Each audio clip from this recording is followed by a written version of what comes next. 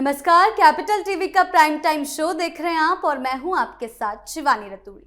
पश्चिम बंगाल में आगामी विधानसभा चुनाव से पहले वोटर लिस्ट में बड़ा बदलाव सामने आया। एसआईआर प्रक्रिया के बाद करीब 91 लाख वोटर्स के नाम लिस्ट से हटाए गए हैं। मुर्शिदाबाद, मालदा जैसे मुस्लिम बहुल इलाकों से सबसे ज्यादा नाम कटे, जिससे राज्य की चुनावी तस्वीर में बड़ा असर पड़ने की संभावना है। इससे ममता बनर्जी परेशान है। इस लिस्ट के आने के बाद अब ममता बनर्जी ने चुनाव अधिकारियों पर आरोप लगाया है कि उन्होंने एसआईआर प्रक्रिया के तहत वोटर लिस्ट से चुनिंदा लोगों के नाम हटाए हैं। चुनावी प्रचार अपने चरम पर है। बयानबाजियों और तीखी प्रतिक्रियाओं का दौर जारी है। ऐसे में ये एसआईआर का मुद्दा ममता बनर्जी पर कितना असर डालेगा, इसी पर चर्चा करने के लिए हमारे साथ स्टूडियो में मौजूद हैं कैपिटल टीवी के editor in chief doctor Manish Kumar. Sir, बहुत बहुत स्वागत है आपका। धन्यवाद। सर, ये लिस्ट ममता बनर्जी की नींद कैसे उड़ा रही है? देखिए, सबसे बड़ा और सबसे सटीक सवाल क्या है कि इतने 91 लाख वोटर वो फर्जी पाए गए। वो किसको वोट कर रहे थे? वो किसके वोटर हैं? कम्युनिस्ट पार्टी तो छाती नहीं पीट रही, कांग्रेस छाती नहीं पीट रही जी, भारतीय जनता पार्टी छाती नहीं पीट रही। ममता बनर्जी कह रही है हम ट्रिब्यूनल जाएंगे तो ये हो जाएगा तो वो हो जाएगा। जजेस को उनके पार्टी के लोगों ने अगवा कर लिया। करीब 300 के आसपास पार्टी के लोगों को चिन्हित किया गया है जो टीएमसी से जुड़े हुए हैं। सुप्रीम कोर्ट बड़ा नाराज है।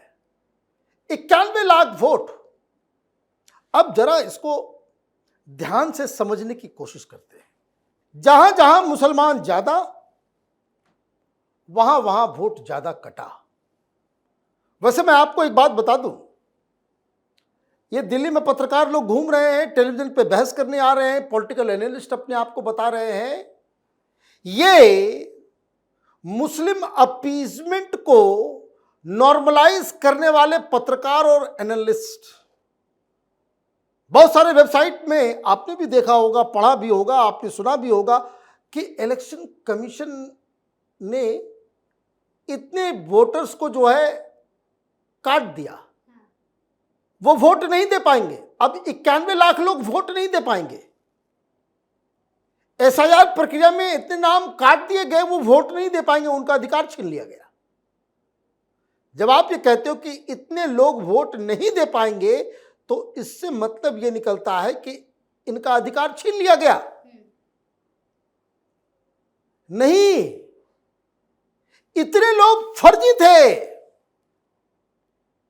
ममता बनर्जी इसलिए बौखला रही है कि ये 91 लाख नाम कटने के बाद तो उनकी हालत खराब है। 100 सीटों का सीधे सीधे नुकसान साफ साफ नजर आ रहा है। इसको आप समझ लीजिएगा क्यों मैं ये बात कह रहा हूं। जहां जहां वोट कटा है ज्यादा, वहीं से ममता जीत के आती है। अब आपने मुर्शिदाबाद का नाम लिया, मालदा का नाम लिया, चलिए पहले उसको ही डील कर लेते हैं। मालदा में कुल मिलाकर के 8,28,000 नाम कट गए। इतने फर्जी वोटर्स थे। मुर्शिदाबाद 11 लाख नाम कट गए। भाई, एक डिस्ट्रिक्ट में कितने लोग होते हैं? कितने लोग होते हैं? 20 लाख, 25 लाख। इतना फर्जी वोटर, इतना फर्जी वोटर। और अगर आप मुर्शिदाबाद, मालदा में वोटिंग परसेंटेज अगर आप देखिए तो 80% से ऊपर चला जाता है कई जगहों पे। मतलब ये जो नाम कटे हैं, ये वोट दे रहे थे। किसको दे रहे थे? अब पूरे मुर्शिदाबाद में डिस्ट्रिक्ट में 22 सीटें हैं, इसमें 18 जीत जाती है ममता बनर्जी। इसका मतलब ममता बनर्जी को ही दे रहे थे, ममता बनर्जी को ही दिया जा रहा था।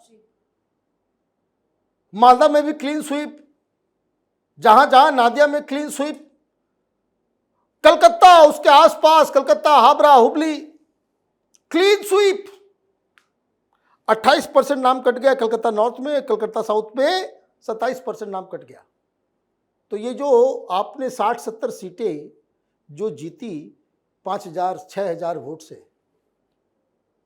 वहां तो टीएमसी की हालत खराब है। ममता बनर्जी क्यों चीख रही है? कैपिटल टीवी जब कलकत्ता और पश्चिम बंगाल का हम लोग दौरा कर रहे थे, वहां पत्रकारों ने बताया, वीडियो भी देखिए हमारे पास, वो आर्काइव में बैटल ऑफ बंगाल में रखा हुआ है,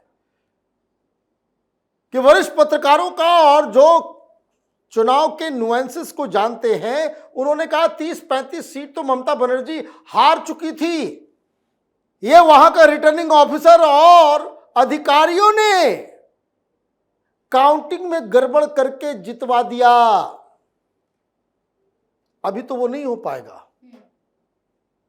तो वो 30-35 सीट जो पिछली बार आप जबरदस्ती मैल प्रैक्टिस और इलेक्शन कमीशन की कोताही की वजह से आप जीती, तो वो भी तो गया।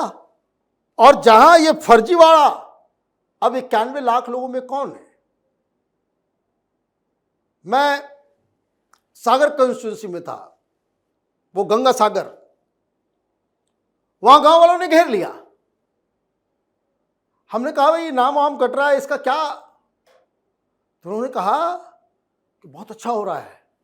हमने कहा भाई कैमरे पे बोल दो। बोला कैमरे पे नहीं बोलेंगे, आप दिखा दोगे तो उसके बाद फिर जो है वो टीएमसी वाले आ जाएंगे हमें मारने के लिए। बोला कैमरा वैमरा बंद कर दो, सुनो हम लोगों की बात। बोला कि जो जो लोग 20-20 साल पहले मरा हुआ है, सवेरे सवेरे पहले उसका ही वोट जाता है। तो इस 91 लाख में कोई 20-22 लाख मरे हुए लोग हैं। और मजेदार बात यह कि वोटर लिस्ट में उनका नाम है, तो टीएमसी उसको जाकर के वोट देकर के आती थी। मरे हुए लोग वोट दे रहे थे। मैंने शर्म है इन लोगों को? मैंने बेशर्मों को शर्म भी नहीं आती जो एसआईआर के खिलाफ बोले मरे हुए लोग वोट करेंगे? पता नहीं किस तरह का की पत्रकारिता ये लोग करते हुए मरे हुए वोटर्स के अधिकार के लिए ये जो है। दूसरा, बेटी है, शादी करके कहीं चली गई, उधर भी नाम उसका है, जहां गई वहां भी बनवाया और इधर भी बनवाया। और टीएमसी वाले वो लिस्ट बना करके रखते हैं पहले, मरे हुए ये सब वोट हैं, जो बिटिया शादी करके चली गई उसका लिस्ट है, और दादागिरी करके वो जाकर के वोट पड़ता ही। आप देखिए पूरे बंगाल में 76% के आसपास वोटिंग हो जाती है, और वहां मालूम चल रहा है कि 10-12% जो है वो तो फर्जी वोटर है। अभी इसमें बहुत सारे लोग निकल भी गए होंगे। 4-5 बांग्लादेश% जो है ये बांग्लादेशी और फर्जी वोटर्स अभी भी इसके अंदर होंगे। अगला चुनाव हो तो फिर से एसआईआर होना चाहिए बंगाल के अंदर में। जरा ढूंढिए, जरा आधार से जोड़िए कि जिसको भी वोट देना है वो जो है अपना आधार नंबर लेकर के आए, और उसका रिकॉग्निशन, उसको पहचानने का काम वो आंखों से या थंब से, जिस तरह से आधार का हम इस्तेमाल करते हैं, तब जाकर के वहां पे ये फर्जीवाड़ा खत्म होगा। अब कलकत्ता में भी बहुत सारे लोग अब जो कलकत्ता जाते हैं उनको जाकर के देखिए कि जो कलकत्ता का तो पूरा नक्शा ही बदल गया, लगेगा मैं ढाका में आ गया, ऐसा माहौल है। अब वहां से भी हटा है। अब भवानीपुर देखिए, ममता बनर्जी के यहां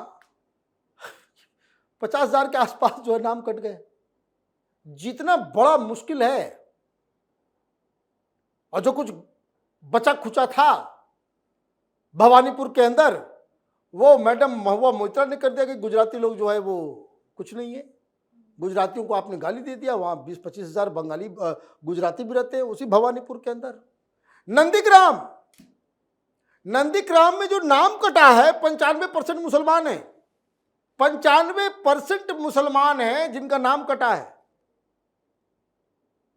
मालदा का वही हाल, साउथ 24 परगना का वही हाल, नॉर्थ 24 परगना का वही हाल, कलकत्ता नॉर्थ, कलकत्ता साउथ, नादिया, ये जितना भी उत्तर दिनाजपुर, साउथ दिनाजपुर, ये नाम मुसलमानों का जो कटा है, ममता बनर्जी छटपटा रही है। अब वो कह रही है कि भाई ट्राइब्यूनल जाएंगे। भाई आप क्या करोगे? ट्राइब्यूनल तो सुप्रीम कोर्ट ही तय कर दिया। अब 1-2 दिन के अंदर ये समझ में आ जाएगा। Chief justice of Kolkata high court वो डिसाइड करेंगे कि ट्राइब्यूनल कहाँ स्थापित होगा, अलग अलग जगहों पे होगा या फिर कलकत्ता में एक जगह बना दिया जाएगा। अब जिन लोगों का नाम जिनको ट्राइब्यूनल में आना है आप आइए कलकत्ता, मानस जो। लेकिन सबसे बड़ी चीज जिसको समझना जरूरी है, ये 91 लाख नाम जो कट गए सो कट गए, वो अब इस इलेक्शन में वोट नहीं दे पाएंगे। जो अभी सेकेंड फेज में 9 तारीख तक जो क्लियर होगा तो होगा, अदरवाइज फिर ये लक्ष्मण रेखा खिंच जाएगी। तो उसके बाद फिर अगले चुनाव में आप ट्राइब्यूनल और इधर उधर जाएंगे। अदरवाइज ये मुझे लग रहा है कि ममता बनर्जी के लिए हार का सबसे बड़ा कारण ये एसआईआर होने वाला है। बाकी तो आगे आप देखते जाइए कि ममता बनर्जी और क्या क्या खेला करती है। जी सर, बहुत बहुत धन्यवाद आपका इन तमाम जानकारियों के लिए। धन्यवाद। वोटर लिस्ट में बड़े पैमाने पर हुए बदलाव ने चुनावी समीकरणों को पूरी तरह से हिला दिया है और एसआईआर प्रक्रिया को लेकर उठे सवालों ने राजनीतिक बहस को और तेज कर दिया। इस प्रक्रिया को जहां घुसपैठियों के खिलाफ बड़ी कार्रवाई के तौर पर देखा जा रहा है, वहीं ममता बनर्जी की टेंशन बढ़ चुकी है। तो फिलहाल इस खास शो में इतना ही। आपकी इस बारे में क्या राय है, हमें कमेंट सेक्शन में जरूर बताएं। वीडियो को लाइक करें, शेयर करें और चैनल को सब्सक्राइब करना ना भूलें। धन्यवाद।